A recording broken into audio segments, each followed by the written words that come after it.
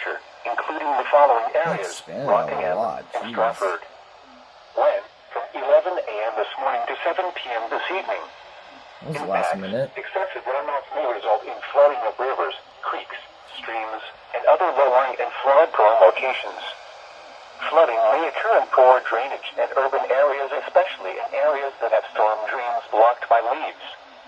You should monitor later forecasts and be prepared to take action should flash flood warnings be issued.